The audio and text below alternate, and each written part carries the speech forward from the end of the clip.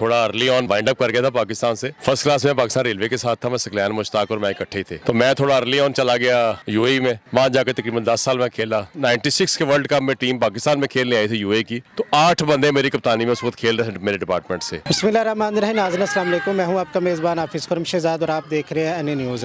नाज़रीन Iqbal town cricket club में मैं मौजूद हूं, जहां पर हैदरिया क्रिकेट अकेडमी चलाई जाती है। मेरे साथ फ़याज़ हैदर साहब मौजूद हैं, जो पाकिस्तान के जो स्टार क्रिकेटर गुजरे हैं, वसीम अकरम, वकार यूनस, मोहम्मद यूसुफ जो स्टार बैट्समैन थे, उसके अलावा उमर अकमल, कामरान अकमल, अदनान अकमल, इनके साथ ये खेलते रहे हैं, ट्रेनिंग देते रहे हैं। तो इनसे जानते हैं क्या वजह है कि आजकल हमारे पास उस तरह का टैलेंट नहीं आ रहा है, स्पिन बॉलर नहीं आ रहे, टेक्निकल बैट्समैन नहीं आ रहे। एक आया बाबर आजम, उसके अलावा हमारे पास क्यों जो हमने वर्ल्ड कप में भी देखा, जो मिडल ऑर्डर है हमारा बुरी तरह वो नाकाम हुआ। ओपनिंग चले तो हम जीत जाते हैं, मिडल ऑर्डर पे आके हम फंस जाते हैं। तो दूसरा लास्ट में इनसे पूछेंगे कि इतने अच्छे ये कोच हैं, इतने पुराने ये कोच हैं, तो क्या वजह है कि किसी पीएसएल के इवेंट में ये नज़र नहीं आते या नेशनल लेवल पर नज़र नहीं आते? कहीं वही अलमिया तो नहीं है कि जब तक आप कोई क्रिकेट कोर्स नहीं करेंगे, चाहे आपको क्रिकेट का पता हो या ना पता हो, लेकिन क्रिकेट कोर्स किया हो तो आप टीम को आप ट्रेनिंग दिलवा सकते हैं। बहुत शुक्रिया फयाज़ साहब आपका। मुझे ये बताइए कि इतने बड़े प्लेयरों के साथ आप खेले हैं, तो पाकिस्तानी टीम में क्यों नहीं गए आप? बस ये थोड़ा सा अनफॉर्चुनेटली मैं, क्योंकि थोड़ा अर्ली ऑन मैं यहाँ से अपना वाइंड अप कर गया था पाकिस्तान से। फर्स्ट क्लास में पाकिस्तान रेलवे के साथ था, मैं सकलैन मुश्ताक और मैं इकट्ठे थे, तो मैं थोड़ा अर्ली ऑन चला गया यूएई में। वहाँ जाकर तकरीबन 10 साल में खेला। 10 साल फिर मैंने वहाँ पे मेरे अंडर जो है कम से कम 8, जिस वक्त 96 के वर्ल्ड कप में टीम पाकिस्तान में खेलने आई थी यूएई की, तो 8 बंदे मेरी कप्तानी में उस वक्त खेल रहे थे मेरे डिपार्टमेंट से। तो बहुत बड़ी टीम थी वहाँ, बड़ी आज से कोई 10-20 साल पहले यूए की टीम को आप ट्रेनिंग देना शुरू कर दिया आपने? वहाँ भी मैंने कोचिंग की है, अपना सादिक मोहम्मद साहब के साथ काम किया, मुश्ताक मोहम्मद साहब के साथ काम किया। उसके बाद आकिब जवेद, तौसीफ अहमद, ये जितने भी पाकिस्तानी प्लेयर यहाँ कोचिंग करने आते थे, काम हम उनके साथ करते थे।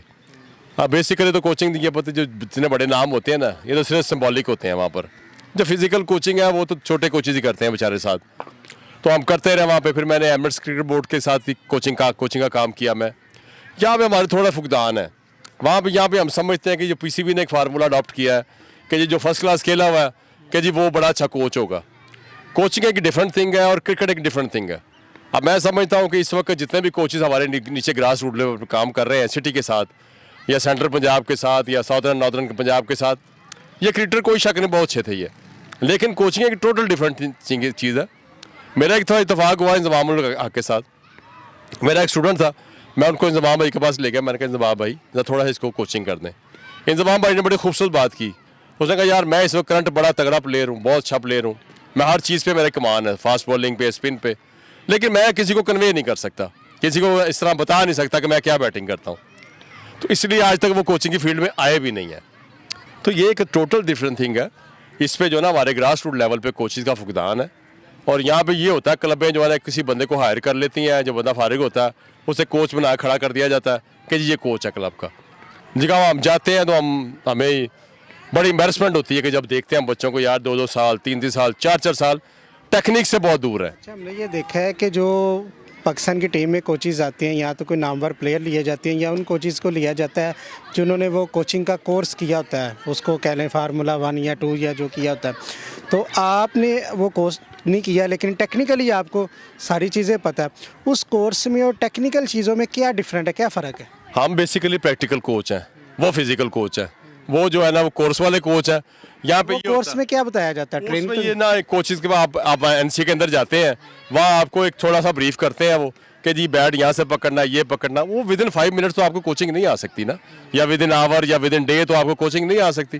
वो अपनी ब्रीफ करते हैं, उसके बाद वो आपसे एक एग्जामिनेशन लेते हैं, उसके बाद आपको पेपर हाथ में पकड़ा दिया जाता है 25,000 रुपये का कि जी आप आज के बाद कोच बन गए। कोचेज़ तो एक दिन में या 2 दिन में तैयार नहीं होते। अब भुगतान हमारे पाकिस्तान में इसलिए भी ज़्यादा है कि आप देखें कि रिजवान टोटल अगेंस्ट कोचिंग खेलता है, वो अगेंस्ट टेक्निकली बैट्समैन नहीं है। वो बाबर आजम थोड़ा सा जो है ना उसका बॉक्स देखें, आप बैटिंग बॉक्स देखें, उसका फ्रंट फुट बैक फुट उसका कोई फुटवर्क नहीं है। बल्कि बाबर आजम भी टेक्निकल प्लेयर नहीं है। टेक्निकली हम जो है ना, हम जो टेक्निकल चीज़ देखेंगे ना, उसका बॉक्स बहुत छोटा है, वो हैंडवर्क है, वो हैंडवर्क के साथ खेलता है। एज़ कम्पेयर टू दूसरे प्लेयर देखें आप, रोहित शर्मा या कोहली या जितने इंग्लिश प्लेयर हैं, उनका फुटवर्क इनसे बहुत फास्ट है। अब बाबर आजम गुड लक ये हमारी कि इस वक्त बाबर आजम सर्वाइव कर रहा है कि पीछे कुछ नहीं हमारे पास। नंबर 3, नंबर 4, नंबर 5, नंबर 6 जो प्लेयर आता है ना, अगर इनको खुदा की कसम किसी टर्निंग विकेट पे आप ले जाए, ये पूरी टीम पाकिस्तान की 100 भी नहीं करेगी, क्योंकि किसी का फुटवर्क ही नहीं चलता। आजम को कोई मशवरा देना चाहें टेक्निकली, क्या आपको कमज़ोरी उनकी नज़र आती है कि टेक्निकली ये कमज़ोरी है जो कोचेस को भी नहीं नज़र आ रही? नहीं, जिस क्रिकेट में वो अब खेल रहा है ना, उस क्रिकेट में इस टेक्निक के साथ वो सर्वाइव कर जाएगा, क्योंकि वहाँ 140 प्लस 130 प्लस बॉलर आते हैं, तो उस टेक्निक में आपको फुटवर्क का थोड़ा सा कम हो जाता है और हैंडवर्क का काम ज़्यादा, रिफ्लेक्सेस का और हैंडवर्क का काम ज़्यादा स्टार्ट हो जाता। बॉटम जो भी हैंड खेलते हैं वो अपने बॉल के मुताबिक यूज़ करना होता है कि इसको मैंने अपर हैंड यूज़ करना है या लोअर हैंड यूज़ करना है। वो फिर अपने गियर शिफ्टिंग है आपकी कि आप कितनी जल्दी गियर शिफ्ट करते हैं अपना। तो इसमें यह है कि नीचे आप, लेकिन बेसिक पे जो ना अब आप पीछे जा रहे हैं, जो हमारी स्लॉट आ रही है पीछे, किसी एक सिंगल बंदे का फुटवर्क नहीं है, एक सिंगल बंदा टेक्निकल नहीं है, और कोई बंदा वर्ल्ड क्लास में इस वक्त स्वाए बाबर आजम के। इस वजह से भी टैलेंट नहीं ऊपर आ रहा कि अकेडमियाँ ख़त्म कर दी गई थी, जो आके रीजन को इमरान खान साहब ने ख़त्म कर दिया। उसके अलावा जो इनको पैसे वगैरह मिलते थे वो ख़त्म हो गए कि डोमेस्टिक क्रिकेट में पैसे को इन्वॉल्व किया जाए, जो क्लब क्रिकेट जो है वहाँ पर पैसे को इंट्रोड्यूस करवाया जाए, क्योंकि आप देखते हैं कि इसकी किट वगैरह जो है ये बहुत महंगा खेल है, सस्ता तो ये है नहीं है। बहुत महंगा गेम है। ठीक है, अगर क्लबों में भी पैसा लगाया जाए तो आप समझते हैं कि यहाँ से टैलेंट निकलेगा? अभी आप यकीन नहीं करेंगे कि अभी सेंट्रल पंजाब, सॉदर्न, नॉर्दर्न के पास 100 करोड़ का फंड था, इनके पास 1 करोड़ रुपए का फंड था जो उन्होंने यूटिलाइज करना था। लेकिन बदकिस्मती ये है कि ये टीमें बनाते हैं, साल बाद टीमें बन गई, अंडर 19 की, अंडर 16 की, बच्चों का कैंप नहीं लगाते, ये सीधा एक व्हाट्सएप टीम बनती है, व्हाट्सएप 11 बनती है। व्हाट्सएप 11 के बाद बता दिया जाता है कि जी आपका फलां तारीख को मैच है, और उस बच्चे ने मैच का क्या करना है? उस बच्चे का महीने का, 15 दिन का, 20 दिन का कैंप लगाए हैं, जो कोचेज आ रहे हैं वो उनको कम से कम ये बताएं कि वो तो मैनेजर बने हैं बेचारे, वो तो कोई जा रहा है बच्चों के लंच मंगवा लो, कोई जा रहा है बेचारा बच्चों ने पहुंचना कितने बजे है, कोई आ रहा है कि बच्चे ने ये करना है। वो साल ही एक ही फोकस रखा हुआ उन्होंने कि जी आपने बस यहाँ पे रहना है, बाउंड्री लाइन के अंदर ऐसे जाना है, बाउंड्री लाइन के अंदर ऐसे आना है। और भाई क्रिकेट ऐसे नहीं आती है। अगर आप इतने ही ज़्यादा कॉम्पिटेंट कोच हैं तो उनको कम से कम 2 महीने का, 3 महीने का कैंप लगाएं, कैंप लगा के बच्चों की गलतियां बताएं। आप अंदर एनसीए में बच्चे को भेज देते हैं, वहाँ पे जो कोचेस खड़े हुए हैं, आप फास्ट बॉलर है वो बैटिंग की कोचिंग कर रहा है, और जो बैटिंग कोच है वो फास्ट बॉलिंग की कोचिंग कर रहा है। ये बताइएगा, इकबाल टाउन क्रिकेट क्लब है, ये हैदरिया क्रिकेट अकेडमी है, कौन कौन से प्लेयर यहाँ से इंटरनेशनल इंट्रोड्यूस हुए? यहाँ देखिए, ये क्लब जो रिसेंटली बनी है तकरीबन 1 साल 1.5 साल हुआ है, लेकिन कोचिंग मैं पिछले 3-4 साल या कह लें कि मैं तकरीबन 30-40 साल से कर रहा हूँ। कोचिंग मैं उस वक्त से कर रहा हूँ जब मोहम्मद यूसुफ पहली दफ़ा मेरे पास आया, तो मैं FC कॉलेज का ट्रायल ले रहा था, तो मैं बॉलिंग विकेट पे मैं खड़ा हुआ था। उसने एक ऐसी बात मुझे कही आके जो मैं शायद आज तक नहीं भूल सकता, लेकिन मैं ऑन एयर ये बात कर नहीं सकता। उसने कहा जी मेरा इस ताल्लुक इस जगह से है, या मेरा ताल्लुक इस, तो मैंने वो बात मेरे दिमाग में बैठ गई। तो फिर मज़ेदारी की बात है, उसकी टाई जो पड़ी ना आके, वो पड़ी सईद अनवर के भाई के साथ। सईद अनवर साहब उस वक्त 92 की बात कर रहा हूँ मैं, 91-92 की। उस वक्त सईद अनवर साहब पीक पे थे। सईद अनवर साहब मुझे आके कहने लगे, यार ये मेरा भाई है छोटा, एक जवेद अनवर नाम था उसका, कि यार मैंने इसको खिलाना चाहता हूँ, ये इतना आप FC कॉलेज में से सेलेक्ट कर लें। मैंने कहा सईद भाई आप माशाल्लाह खुद पाकिस्तानी प्लेयर है, तो आप देखें ये 2 बंदों की टाई है, आपका भाई बेहतर खेलता है या यूसुफ बेहतर खेलता है? उन्होंने कहा जी ये आप ऐसा करें कि आप जो है ना यूसुफ को सिलेक्ट कर लें, ये कंपैरेटिवली बेहतर है। यूसुफ उस वक्त इतना लेमैन था, आप यकीन करेंगे, जब मैंने रखा इसको, कप्तान ने मुझे कुछ 6 महीने बाद कहा कि यार ये बंदा तो इतना पुअर है क्रिकेट में, इसने 11 मैच खेले, 1 50 नहीं किया इसने। फिर उसको मैंने थोड़ा बहुत टेक्निकल चीज़ें बताई कि यार ऐसे नहीं, ऐसे सर्वाइव करोगे। फिर उसने थोड़ी सी मेहनत की, फिर कोई इंग्लैंड गया वो। आपका बताया हुए बात पे उसने अमल की तो स्टार बैट्समैन वो बन गया। हाँ जी, आजकल स्टार बैट्समैन से रब्ता होता है, पाकिस्तानी टीम के बैटिंग कोच भी हैं। कुछ मेरी नेग्लिजेंसी कह लें इसमें, कि मुझे कोई शौक नहीं है कि वसीम भाई से मेरा ताल्लुक रहा, क्योंकि मेरे नेबर भी रहे हैं, मेरे हमसाए भी रहे हैं। यूसुफ सकलैन से मेरा बहुत ज़्यादा ताल्लुक रहा है, क्योंकि सकलैन में पाकिस्तान रेलवे में भी थे, और फिर जब दुबई में 2 टूर आता रहा वो मेरे पास रुकता था आके। अब जब पाकिस्तानी टीम फाइनल में पहुंची तो उनसे कोई रब्ता हुआ, कोई डिस्कशन हुई? वो कह लें कि थोड़ी मेरी नेग्लिजेंसी है कि मुझे शौक नहीं है, कि होता है ना कि मैं मिलने गया हो तो उन्होंने रिफ्यूज़ किया हो या इग्नोर किया हो, लेकिन मैं खुद ही नहीं मिलने जाता। उसकी क्या वजह? उसकी बस वजह यह है कि कुछ शायद कोई ऐसा ज़रूरत नहीं इस किस्म की, या कहीं मिल जाए कहीं किसी महफिल में किसी जगह पे, तो अच्छे तरीके से हलवाई होती है। तो क्योंकि हमारा तो काम यही है, हमने तो तैयार करने के बाद में हम पीछे मुड़ के नहीं देखते।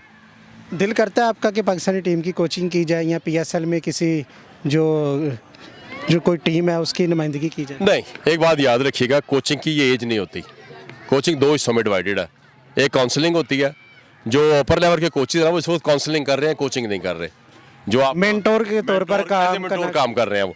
आपके पास अगर कोई दुनिया का सबसे बड़ा कोच आएगा ना इस वक्त, तो वो इसको आपको कोचिंग नहीं कर सकता। वो आपको सिर्फ चंद चीज़ें बताएगा कि यार ये बॉलर जो है ना, इसका बॉल यहाँ से बाहर निकलता है, या ये बॉल खतरनाक करता है, आपने इसको कैसे मैनेज करना है। और बैट्समैन को वो बताएगा कि यार यहाँ से तुम वीक हो और यहाँ से जो है आपने चीज़ों को मैनेज करना है। बॉलर को कहेगा कि ये बैट्समैन यहाँ से वीक है, आपने इन चीज़ों को करना। अब कोचिंग होगी सारी वीडियो कोचिंग, वहाँ वीडियो आपकी देखेंगे कोचेस, बड़े कोचेस, वो सारे रात उसको देखते रहेंगे, बाद में गलती निकालेंगे। यार ये जो वीडियो कोचिंग है इसमें, और ये जो टेक्निकली आप बताती हैं बैट पकड़ के बॉल पकड़ के जो ट्रेनिंग करवाते हैं, इसमें कितना फ़र्क है? बहुत फ़र्क है। अब देखें, हमारे जितने कोचेज हैं ना सारे, वो 10 साल के बच्चे को, 12 साल के बच्चे को वो कोचिंग उसी तरह ही कर रहे हैं जैसे बाबर आजम खड़ा हुआ। जबकि बाबर आजम के खड़े होने में और एक आम बच्चे के खड़े होने में, छोटे 10, 12, 13 साल के बच्चे में ज़मीन आसमान का फ़र्क है। वो एक क्रॉस स्टांस पे खड़ा है, हमारी विकेटें जो है क्रॉस स्टांस अफोर्ड नहीं कर सकती। क्रॉस स्टांस बेसिकली होता है पिछले बॉल के लिए, कट के लिए, पुल के लिए, हुक के लिए, लेकिन जो सीधा स्टांस है वो है ड्राइव के लिए या अगले बॉल के लिए। अब किसी कोच ने भी आज तक ये नहीं कहा कि यार हमारी विकेटें डिफरेंट है। कोचिंग भी डिफरेंट हिसाब से होती है कि जब अगला बॉल होता है तो हमारी एशियन विकेटों पे अगला बॉल आता है ज़्यादा, हमने स्पिन ज़्यादा खेलना है और मीडियम पेसर ज़्यादा खेलना है या अगले फुट पे ज़्यादा खेलना है।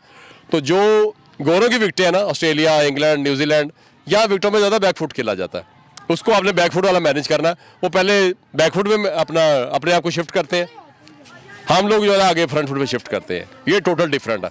अगर मैं समझ तो ये कोचिंग के लिए 10, 11, 12, 13 साल ये बेस्ट एज है कोचिंग के लिए। इसके बाद बच्चे की ऑटोमेटिक बेसिक। जिस एकेडमी में, क्लब में कोचिंग कर रहे हैं, इसमें आप खुश हैं, मुतमिन हैं? बेहतरीन।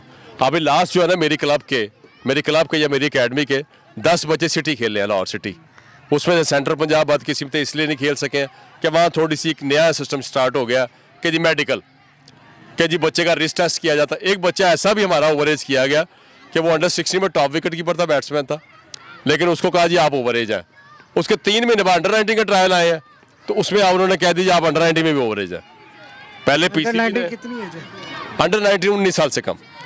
उसे कहा गया कि आपके पास 2 साल है, पीसीबी आपको 2 साल देती है, आपने अंडर 19 खेलनी है। जब वो अंडर 19 के ट्रायल देने गया तो फिर कहीं टाइट पड़ गई जाके उसकी, तो फिर उसको भी ओवरेज करना पड़ा। सिफारिश होती तो वो अंडरस्टूड है कि वहाँ थोड़ा सा ना क्रिकेट को अब किसी और तरीके से मैनेज किया। एक तो ये टेस्ट प्लेयर्स के बच्चे जो आ गए हैं, कुछ ब्यूरोक्रेट्स के बच्चे, इस तरह करके ना क्रिकेट को अब वो ड्राइंग रूम तक ले जाया जा रहा है, ग्राउंड से निकाल के। चलिए फयाज साहब, बहुत शुक्रिया। Thank you very much. जी, फयाज साहब हमारे साथ थे। हमने टेक्निकल भी बात की, जो इनके साबका प्लेयर हैं, जो स्टार क्रिकेटर इनके साथ खेलते रहे, और जो पाकिस्तान के स्टार बैट्समैन अब क्यों नहीं आ रहे, टैलेंट क्यों नहीं आ रहा है, इसके ऊपर भी बात की। यकीन है कि पीसीबी अगर ये प्रोग्राम देखेगा तो इनकी जो तजावीज़ है इन पर अमल ज़रूर करेगा। इसी के साथ अपने मेज़बान हाफिज़ खुर्रम शहज़ाद को दीजिएगा इजाज़त, अल्लाह ने के बाद।